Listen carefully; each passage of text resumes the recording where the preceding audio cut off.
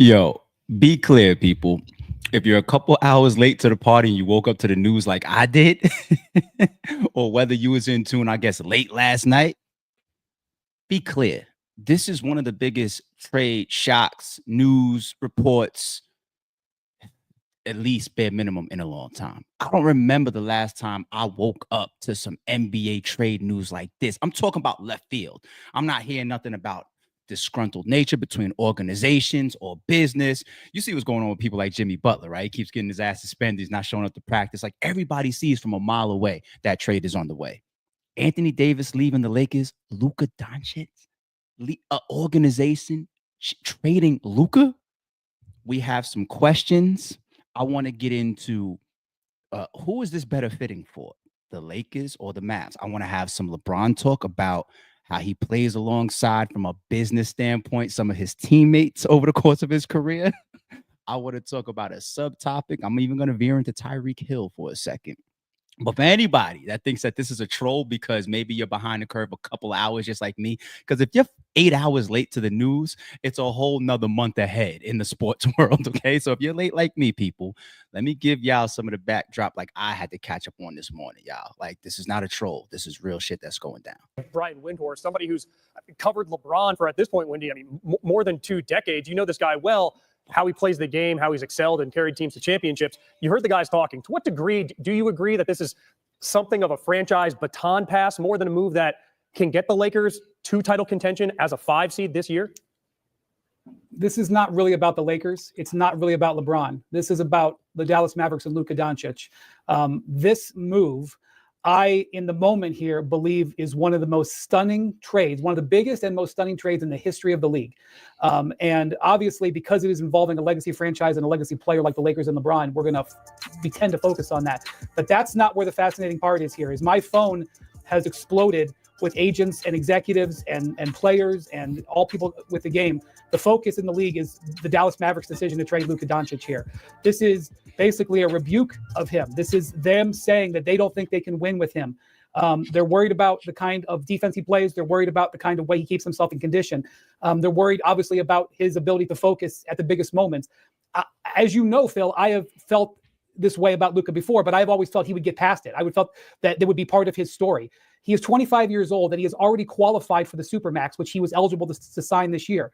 There was no way he wasn't going to sign that contract. He was going to be committed to the Dallas Mavericks. This was a player who was locked in. It was going to be a question of, could he win 2 or 3 MVPs? Could he win 1 or multiple championships? And it was the Dallas Mavericks who are pulling the plug on that. And not only that, they are not auctioning him off. They are not letting the league know, come to us with your highest bid. This was a pocket deal. This was like a $1 billion mansion changing hands where there was only one bidder as far as we know. And not only that, they didn't even get the entire package from the Lakers. Yes, they got Anthony Davis. They didn't get Austin Reeves. They only got one of the 2 first-round picks. The Lakers are still holding a first-round pick. How can you trade Luka Doncic and not have the second first-round pick? I mean, that's a minor footnote. Okay, now let me switch over to the Lakers, because the Mavericks side of this is the far, far more fascinating move. Far, far, far more fascinating move. Yeah. But okay, switch to the Lakers. LeBron has dreamed about playing with Luka Doncic for years. This is something he never thought, but he badly, badly wanted. When Luka was deciding where he was going to go within Nike, LeBron pressed him very hard to come to his shoe brand within Nike. He ended up going with the Jordan brand, but he was trying to recruit him then. He saw a vision of the 2 of them playing together. A couple of years ago, Kyrie Irving tried to get LeBron to figure out a way to get to Dallas. And LeBron said, no, Kyrie, come to LA. But, the reason that Kyrie wanted to think to see if that was possible when LeBron was a free agent was because he knew that the Luka LeBron connection was there. So I'd have to think about it and see them play together. But while LeBron is losing a teammate that he's won a championship with, and I'm sure when he was brought with this, he was in shock. I haven't spoken to him or heard from him, but I have to assume that he will have a lot of excitement because he has dreamed of this. And I'm sure he thought it was never going to happen in his career. He knew. Nah, hell, we gonna talk about that. What do you think about all that? There's a lot to we're all digesting this together. Well, I'm looking at it right now, and the fact is that it seemed like the Dallas Mavericks was fed up with Luka, and this is a message to the rest of the league and to a lot of young guys that you have to be professional. No matter how good you are, you have to show a level of professionalism. And let's be real, Luka Doncic has a history of being out of shape. He has a history of having soft tissue injuries. Why? Because he's not taking care of his body. We saw last year when they were deep in the playoffs that you know, the great Michael Finley had to go pull a beer from his hand. So at the end of the day, look, I'm going to say this. That was a The funny Dallas clip. Mavericks has put themselves in a win-now situation, in a great situation. Anthony Davis and Kyrie Irving is going to do magic together with the pieces that they have ran under Jason Kidd. Reminding y'all that J. Kidd did coach AD for a minute. He knows AD. He knows what he likes to do. He's going to put him in position to be successful. And the best thing about it is that Anthony Davis doesn't have to play the 5 position. He still have Derek Lively and Daniel Gafford there. So now he could go back to playing the natural 4. Luka is an international superstar. Make no mistake about it. He's a guy that's going to go out there and get you 39 and 9 a night. And look, the Lakers, he's going, and the great thing about it is that he's going to team up with a guy in LeBron James, who has known to be one of the best, if not the best, when it comes down to taking care of your body and being a professional. I'm pretty sure LeBron is going to take Luka under his wing and teach him how to be a true professional. And there's one person that Luka Doncic will listen to, is one of the greatest players to ever step foot on the basketball court. You said that the Mavs side is more captivating, compelling, and intriguing. With what the Mavs have, like Shea mentioned, they were in the finals last year. Does this put them in a position to surpass OKC, Houston, Memphis, some of those other Western Conference teams that are currently ahead of them on the ladder? I don't know, man. I will say this. Anthony Davis went on the record with Shams a couple of days ago and said, I don't want to play center. And now he's going to a situation where he can be the power forward. The Mavericks have a bunch of giants. Derek Lively is their franchise center. AD will be able to play power forward, which is what he wants. He will be able to play alongside Kyrie Irving. He will be able to play for Jason Kidd, with whom he won the championship in 2020. Kidd was on the coaching staff of the Lakers. He is probably shocked about this. It probably hit him out of nowhere. I mean, he signed a long-term contract not too long ago because he wanted to be in LA. He's never, as far as I know, and I mean, like, there's going to be a lot of reporting that a lot of us have to do in the next 24 hours. As far as I know, he has not shown any reason to want to leave. I do think that if they didn't get him a center and the Lakers, had a bad finish to the season, that there was going to be some attention put on him in the summer. But I don't think the Lakers were looking to do this. I think the phone rang from Dallas and saying, do you want Luka Doncic? And the Lakers said, a 25-year-old who is potentially a multi-time MVP, yes, we will take him with the Los Angeles Lakers. And I think they traded out a 31-year-old for a 25-year-old. I don't think it's much about them. I think it's a no-brainer for them. And it's a phenomenal situation that I've never really seen anything like this before. Never really seen anything like this, and on a Saturday night. We really appreciate it. Perk, thank you. Wendy, thank you. Pause. People, we gotta talk. We got a bunch to talk about. Let me leave this up here on the screen, man. It just looks good. Yo, I know we stay in hip hop most of the time on this podcast, but this is such big news that I just woke up like, I'm late, a couple hours late to this party. Fine, but no, we're gonna talk about this. We gotta talk about this. This is I thought it was a troll. I saw a couple tweets. And I jumped up out of my bed and I was just like, why am I still laying here? What the fuck is going on? Go to a couple channels just to make sure it's real. Make sure it's not a Drake AI verse. I was like, oh, shit. What the fuck? All right. From a league standpoint, man, we got a bunch of topics to talk about, people. And I'm going to try to go back and forth with the chat a little bit too, because we're all sports fans here. We're all NBA fans here as well. The NBA is huge. So just as much as y'all are here for hip hop, I know that a lot of us are here for sports. Let's talk. First topic. Is this a good move for the NBA? Because business is business. The NBA at the end of the day is all these guys fall underneath, right? When you talk about the faces of the league, when you talk about the draw power of the league, a lot of people are even saying right now, this has been like a down year, right? So the NFL has always been dominating from a sports competitive standpoint. America's sport with America's team, the Cowboys and all that. But business-wise, things have been a little dry in the NBA. It's the storylines, it's the star players, it's the faces of the league. Who are the faces of the league right now? It's so wild. I had this conversation last night. Somebody asked me, who's the face of the NBA, right? Is it Luka? Is it KD? Of course not. And shout out, KD is still one of the best players in the league, but it's definitely not KD. Is it Giannis? Is it Shea? You know what I'm saying? Is it Steph? You know what my answer was? I was like, it's still LeBron. Real, the face of the NBA is still LeBron. We're still in the business topic, people. NBA wise, is this a good move? You saw one thing that Perk said, that this sends a message to the younger players. And we're saying younger players, and one of them is 21 and one of them is 25. But anyway, from a business standpoint, from an NBA standpoint, this is a big deal.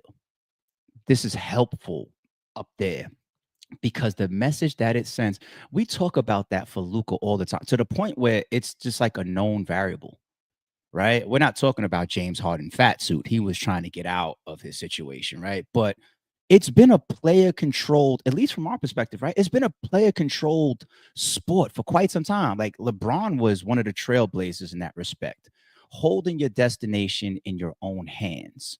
We're hearing all this talk about AD. You know, he signed a recent deal. He wasn't planning on going anywhere. We saw his recent comments about, I want to get back to playing a four. We need another big man. Right? And AD's playing his ass off. So of course they're going to listen to him. But that's the type of stuff you close out this year with. Let's see how we land in the playoffs. We'll get into that later. And the same thing with Luka. Nobody heard. Who? The big sports analysts that are tapped in, they're all saying the same thing. This blindsided everybody.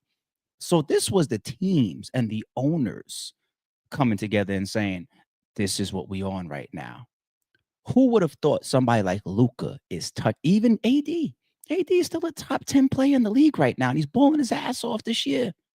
Who would have thought that? But Luka, who would have thought that Luka is touchable?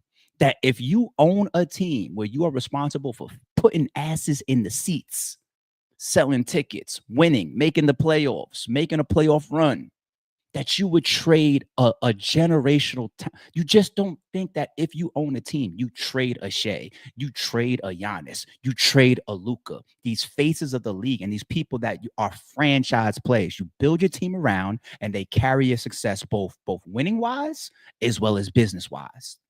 Luka just got touched.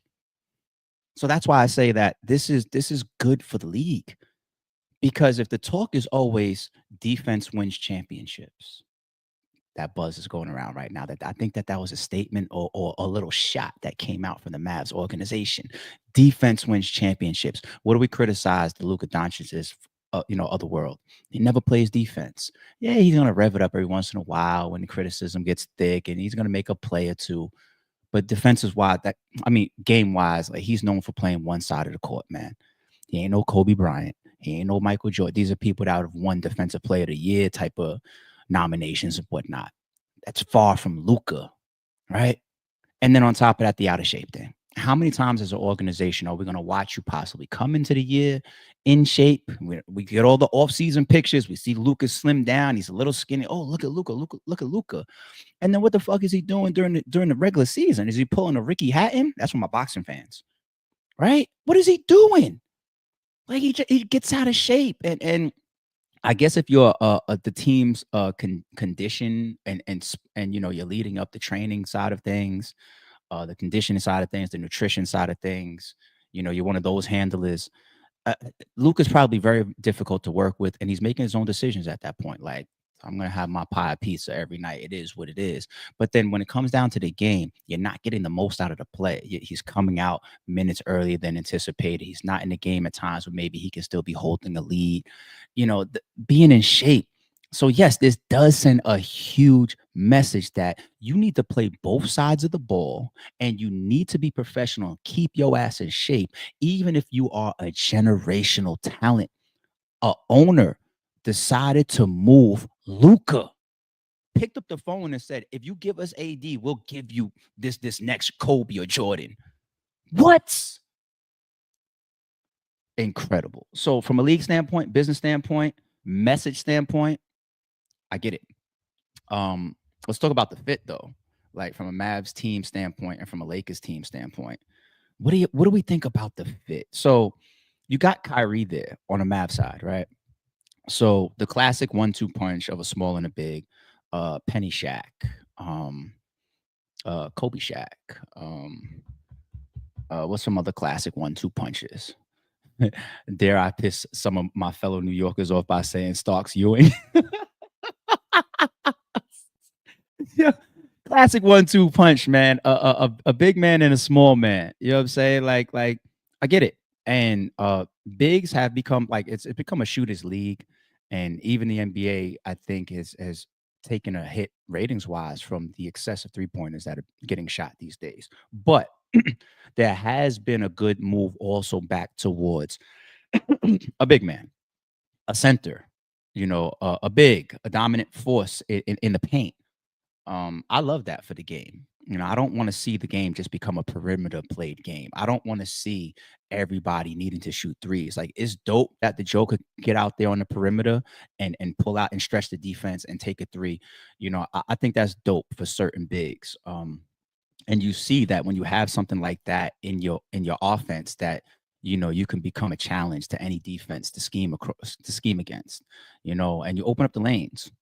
There's all types of benefits for that. I think that, a 1-2 punch that we've seen, with obviously LeBron's last chip is him and AD. He did have a bunch of shooters around him, which is like one of the big pieces of LeBron winning. Yeah. But even the lanes getting opened up for somebody like a LeBron, when you can stretch the floor. So I get it.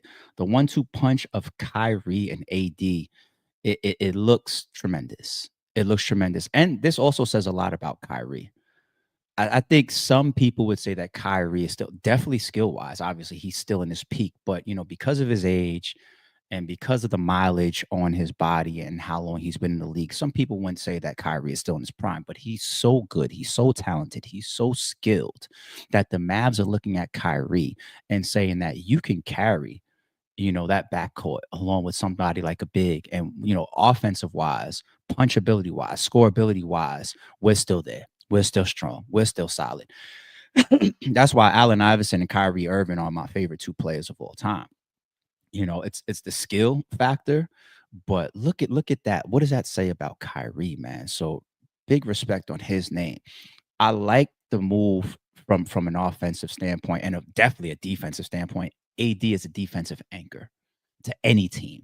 Right. So I love that, the fitting of it for the Dallas Mavericks. But when you talk about the Lakers, I mean, you got two ball dominant players now. Like, the Lakers struggle when the ball isn't in LeBron's hands. Right. That's why, getting additional ball handles, especially to come off the bench and second string when he's off and he's taking a breather, it was always critical points in these teams that he's on. But for you to have Luka ball dominant, I mean, Luka and Kyrie showed success, right? So I guess there's some assurance there. They just went to the finals last year, right? So you got to give Luka some credit and say he can play next to another ball dominant or another scorer or another high pace guard like Kyrie. So then why wouldn't he be able to do it with LeBron? LeBron damn near executes more as a traditional point guard than Kyrie. Kyrie kind of executes like a shooting guard, right? That's really his true skill and talent in nature, a two guard. And this is for my old people that go back to acting like a point guard is like a John Stockton, like a Jason Kidd, a distributor, right? Somebody that controls the pace and runs the offense and sets the plays and distributes and puts people in the best spots. But that's not really Kyrie. But the game has changed, people. I get it. So to see Luka play alongside Kyrie and have success, I think it's even easier to play alongside a LeBron when you talk about ball dominance and distribution, because LeBron, in a lot of people's eyes, is still considered the best passer in the league, right? Some of the best court awareness, some of the highest level of game IQ than we've ever seen in the league. So him playing, and then here's another thing about that too. So I don't want to jump out the window. I almost did. I'm catching myself in flight when I'm thinking about the game and I'm thinking about the history. I almost jumped out the window and said, I don't like the Lakers fit. But here's another key piece.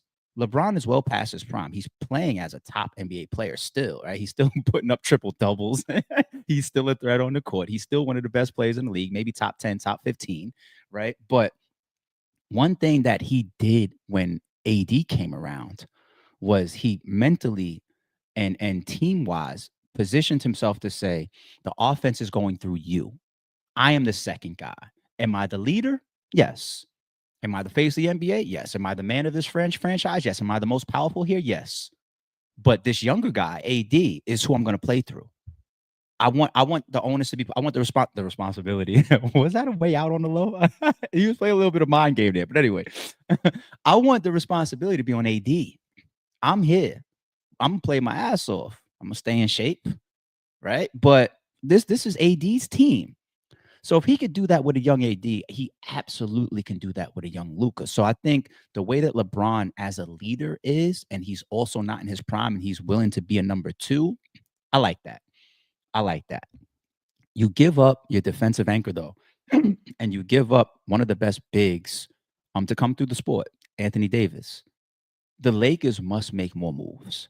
There's no way that they stay here. Like, you don't say that after this current trade, the trade deadline isn't over. Like, you don't say Luke and LeBron, that's it. No, you do need a bigger presence because you'll get killed there.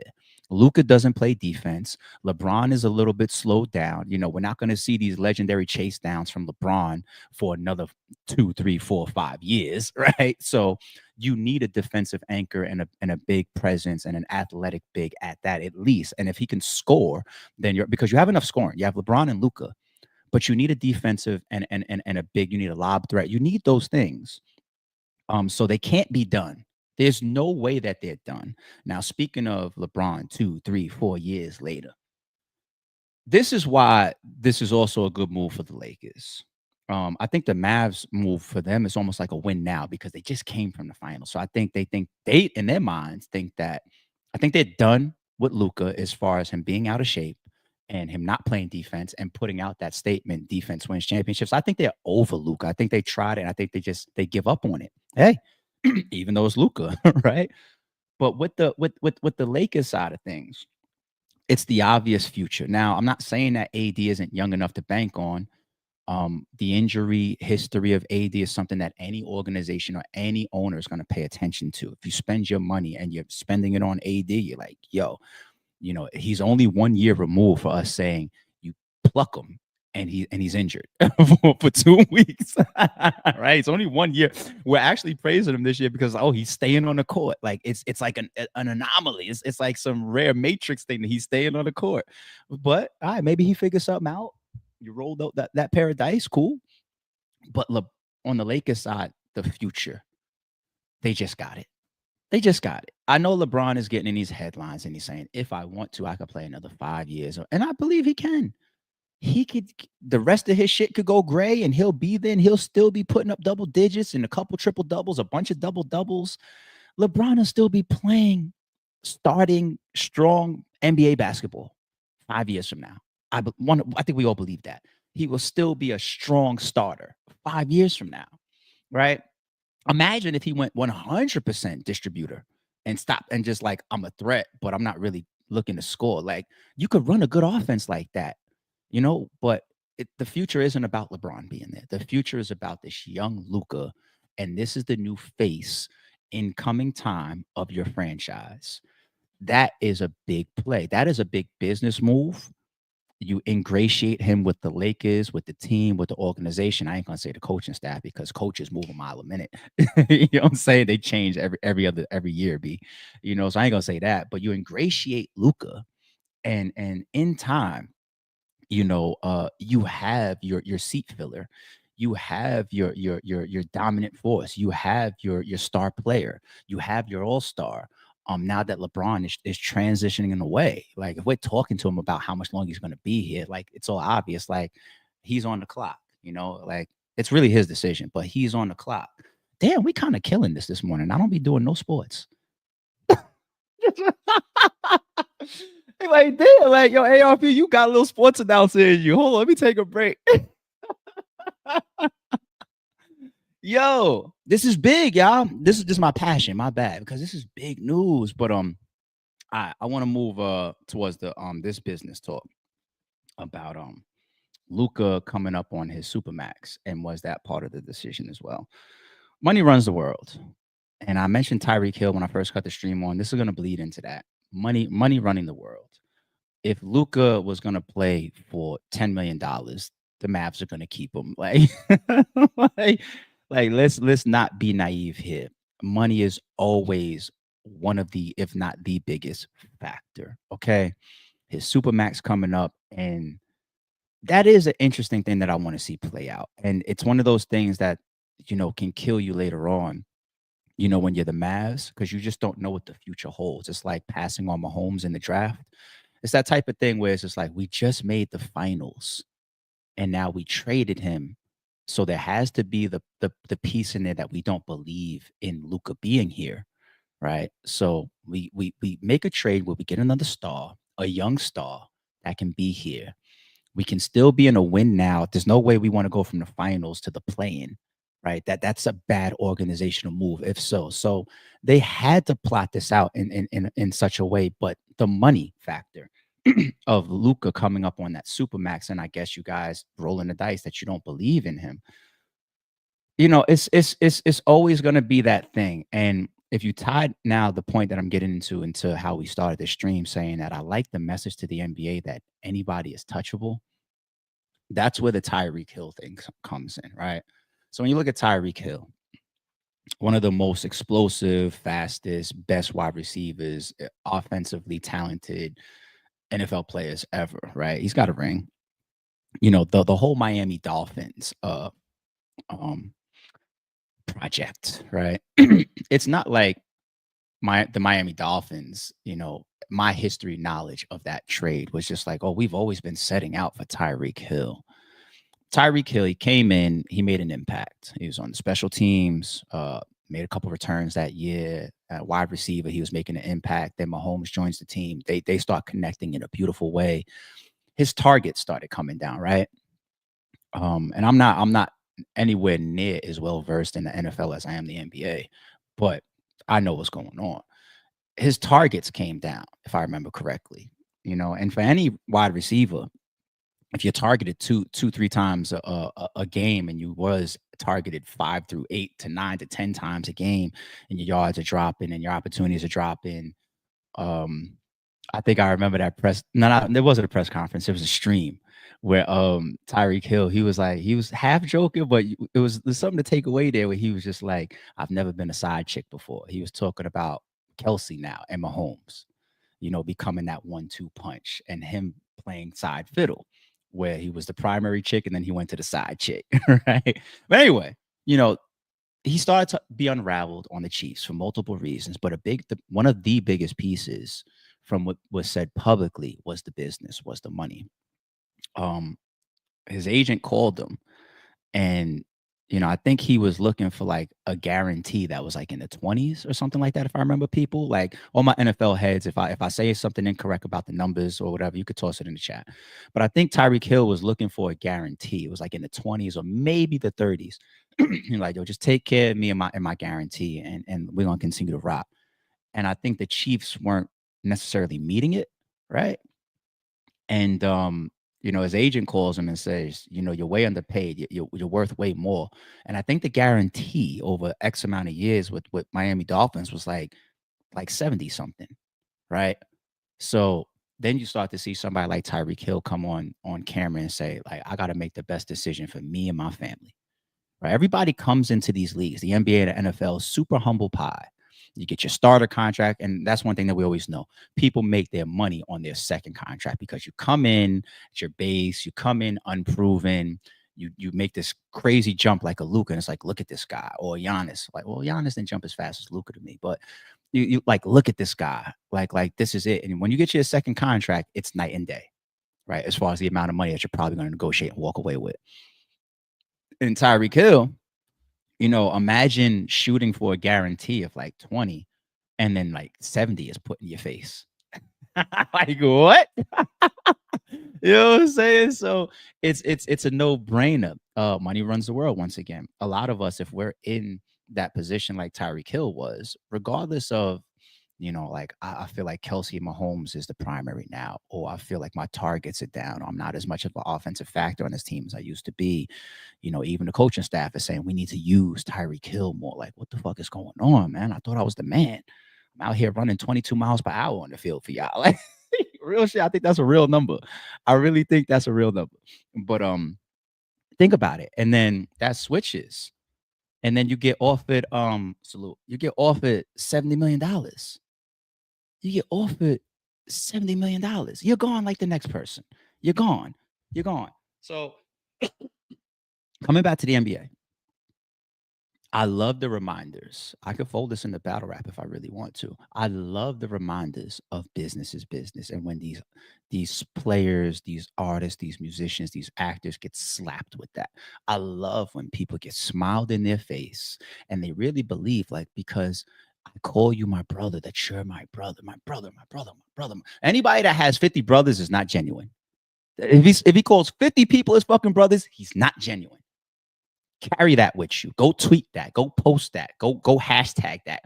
If somebody claims they have 50 brothers, they're not genuine. Hashtag that. Go tweet that for me. At me on it. I'll retweet you. I promise you.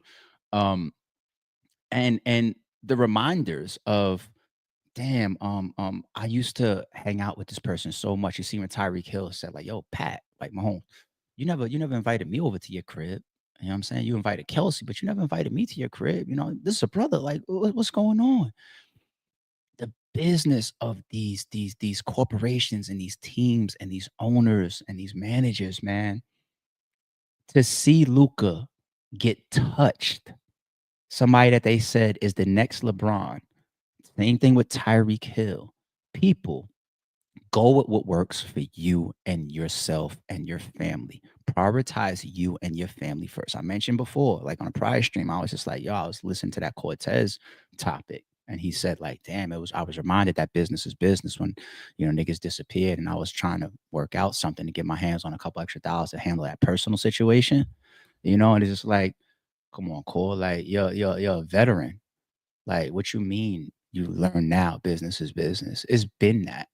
But these smiles, people talking to you a certain way, and you do certain things, and you create this favor, and people get jaded, and the smoke screen is there sometimes for years, and you ignore all the shit that's happening. Like Tyreek Hill could have looked around the league and seen this a million times.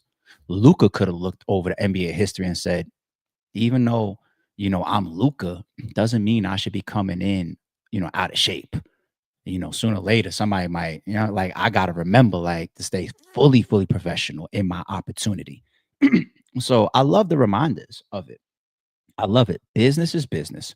Prioritize yourself and your family first. They call you with that 70 million. I know it looked like Tyreek Hill wants to go back now. He's like posting pictures on his story of him and Mahomes and him and the Chiefs and shit. He's like, damn, that nigga's over there winning this shit. I guess the cake and eat it too is obviously to get your money and to be in a comfortable, appreciated, organized situation. Like, that is just like you're living life to its fullest, right? But there's always going to be some pros and cons thrown your way. So it is what it is. I got this one for y'all. Sports heads. Let's get back to LeBron. Who is LeBron's most talented teammate? And who is his best teammate from a winning standpoint ever? So he played alongside a guy by the name of Kyrie Irving. Hit a couple shots for him, won the ring with him. People say that that's LeBron's most important ring because it's in Cleveland, right? You got D Wade, one of the best shooting guards of all time. They gave him a statue. It doesn't look like him, but he got a statue. To the point where let me take this shit down. I'm clouded too much. He got a statue. You know what I'm saying? Like, D-Wade got a statue. I don't need to say Bosh. Like, he's clearly not ahead of the people I just named. Who else? AD. Want to ring with AD. Don't do that. Don't put the asterisk on it because it was in the bubble. Don't do that shit, people. It's a ring. You have to go through the whole season. You have to earn it. You have to play. You have to stay locked in during the bubble. We're not doing that. History is just going to say that that's another ring. Okay? Now, from a skill standpoint, easy answer. We know who that person is. He's the most skilled person in the world. Best overall teammate. I mean, damn. It's not easy for me to go. It's not hard.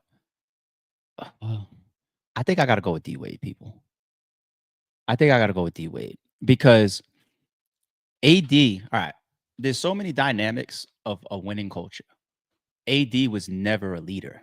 And that was always one of the issues with, like, between the LeBron and AD dynamic. It's just like LeBron is trying to push this guy, and he's just like, I don't want to say it like a disrespectful word, but it's almost like he's hanging back, like, oh, no, I don't want it. Like, you know what I'm saying? It's like, yeah, take it. Like, oh, let's just do it together. Like, no, you be the man. Like, I don't want to do it. It's too much responsibility. I don't even want to play the center, and I'm fucking 7'8". Like, and so, the leader qualities of Dwayne Wade. He had a ring before LeBron. The leader qualities of Dwayne Wade, and even having that humility of we got to win and knowing how to make the best moves of saying you're the man and pushing. Like, they went through that first year and they lost. And Dwayne Wade says, here, you're primary. You're number one. And LeBron had to learn how to be a leader from Dwayne Wade, right? His abilities, of course, is D Wade. It's D Wade, man. D Wade played defense. Is D Wade. Kyrie, I love you. You're one of my top 2 favorite players of all time, but his best teammate overall to play alongside was D Wade, man. And I don't see LeBron and Luka passing that. Here's one obvious reason. LeBron's not in his prime. He got to play with all these other guys in pieces of his prime, right? He's not playing with Luka in his prime. Okay, so that's one reason why, the tandem is never going to equate to like what we saw with LeBron and D Wade. Will we get a chance to see LeBron his ring reach get increased playing alongside Luka opposed to AD if they fill out the team and they fill that spot the right way? And it's sad because I know a lot of the old school NBA players and NBA fans, we hate to see somebody that is a great need to have, you need more, you need more, you need more. That's always going to be a generational gap when we have these type of debates. But I mean, even just team wise, like he still needs a big there, like any team does to me. Right. So I don't see LeBron winning 2 more rings, but if he's just trying to say like, I'm going to be conditioned, I'm going to take care of my body and I could play for another 5 years. And if this team puts the right pieces around me, including Luka, and he's being this dominant force, and that leads me towards being the second or the third option on the team, and we happen to win another 2 rings, then they're going to say Luka. Like because want to know why? They're going to say that Luka carried LeBron. That's what they're going to say. That's what they're going to say. But right now it's D Wade. The potential is there, but the team needs more pieces, for Luka to go down as the best teammate or the most talented teammate to play alongside LeBron. But that's it, man. Breaking news, man. I think we have some fun here. I'm looking at this chat. It's all sports talk. I'm so glad that y'all, because when I was cutting the stream on, I was just like, when's the last time I did sports on the channel? Like, it's been so long. But look at y'all, man. Y'all are like me. And that's what happens. What happens is we all have these interests and have knowledge in these other areas, and we just don't politic them. Like I know sports crazy. I just maybe need to talk more about them. Drop a comment below if you want me to do more sports. I don't know. So I guess what I was on was like a morning like this one. I woke up and it was such breaking news for me. I said, I want to rock with the channel on this, but I don't have to wait for a blockbuster trade to do sports with y'all. Like we could do more sports, but the primary is always going to be the hip hop industry and the hip hop entertainment world. That's always going to be the primary. I'm going to branch off into other areas too, but the primary will always remain hip hop. Okay. But definitely do more NBA talk. I appreciate that. Definitely should do more. Do you believe more sports? Hell yeah, sports good idea. More sports. I appreciate y'all. Yeah, I just got into a mode and I'm just ranting sports with y'all. Like I'm like, damn, look at ARP talk sports just as good as he talk hip hop. But breaking news, man. I'm still like, wow. All right, I'm gonna keep an eye on this. I can't wait for the LeBron interview, the AD interview, the Luka interview of them talking about this trade, and I kind of even want to see some of the back office people talk as well. I do. I want to hear more of the back office folks give us more details. There's always going to be talk that they're never going to share with us. Like truth be told, we hated that nigga Luka. He was arrogant. That motherfucker was always drinking in the locker room. That's why he's always fat. I hated that. Like, there's going to be those things that's never going to be said publicly to us. But the stuff that is said, we're going to pick it apart. And even if they try to hold some of the truth from us, we're going to figure it out. All right, y'all enjoy the rest of y'all morning. Don't confuse silence with work ethic. I'm a boss making decisions, my first fetish. The verse cherished is perfect, that's a reverse blemish. I dropped it, connected the block, learn Tetris. This is the Sorry True Podcast. Welcome to the house of. And shout out to the members. Without, I think still got a gun. Come on!